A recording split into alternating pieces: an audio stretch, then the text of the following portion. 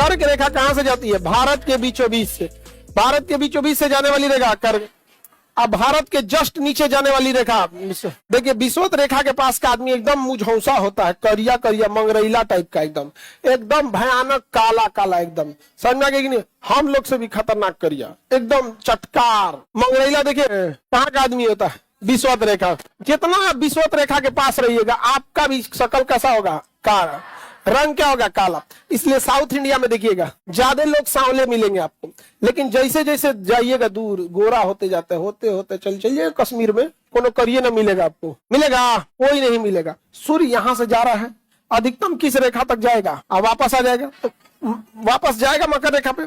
जाए यहाँ से, हम लोग के देश से, हमको क्या मतलब है? यहाँ से हम भेज दिए, जाओ। सूर्य की किरणें, क्वेश्चन पूछेगा किस शहर में लंबवत चमकेगी? ऑप्शन सुनो, ऑप्शन देगा श्रीनगर, चमकेगा लंबवत। लंबवत मतलब सीधा चमकेगा। लखनऊ, पटना, रांची, हाँ चमक गया। क्यों? कर्क रेखा। भोपाल चमक गया, भोपाल चमक जाएगा कि नहीं जाओगे? चमक जाएगा। भुज सीधे चमक जाएगा। लेकिन कहेगा मुंबई, अरे बबुआ यहाँ 2 बार चमकेगा, यहाँ 2 बार। एक बार जाते समय क्या हाल है मुंबई, फिर वापस गुड मॉर्निंग मुंबई। तो साल में कितनी बार? 2 बार।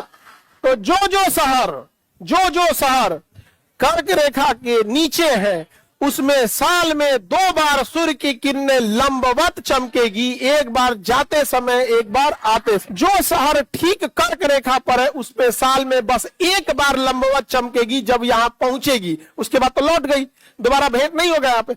और जो शहर कर्क रेखा के ऊपर है वहां केवल और केवल सूर्य की किरणें तिरछी चमकेगी। कैसे चमकेगी? तिरछी। सोचिए तिरछा चमकता है तो ससुरा हम लोग का गर्मी से ई हाल होता है। बोलो केरला वालों की जय। नहीं समझ में आ गया? तमिलनाडु और केरला वाले बेचारे धूप बर्दाश्त कर करके तब ना, हम अभी तमिलनाडु गए थे, कोयम्बटूर, हम वहां खप गए। नहीं समझे? मतलब शकल से तो हम खपिए गए ना, वहां हम आराम से खप गए। और वहां पे कोई बड़े भाई को अन्ना अक्का, समझ में आ गया? अन्ना अक्का ऐसे करके बात करते थे लोग वहां पे।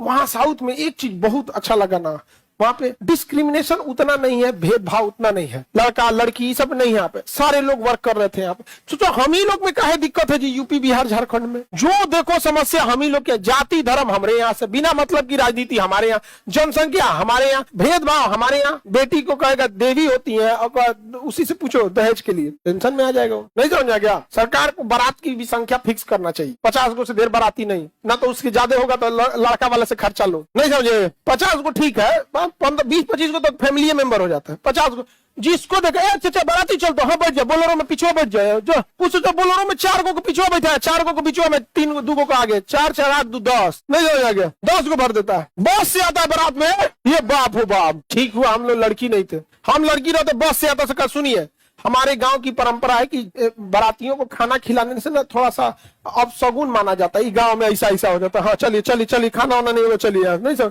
होता है कहीं कोई, हम कहीं को बवाल अपने नाथ लेंगे। हम कहेंगे गांव की परंपरा, पहले कोई देवी माता थी कहती कि जब सबको यहाँ पे ना प्रसाद खिला के भेजना है तो खाना नहीं प्रसाद चलेगा, जाओ प्रसाद लो। तू बॉस जा रहा है सब, खाना भी खाता है सब।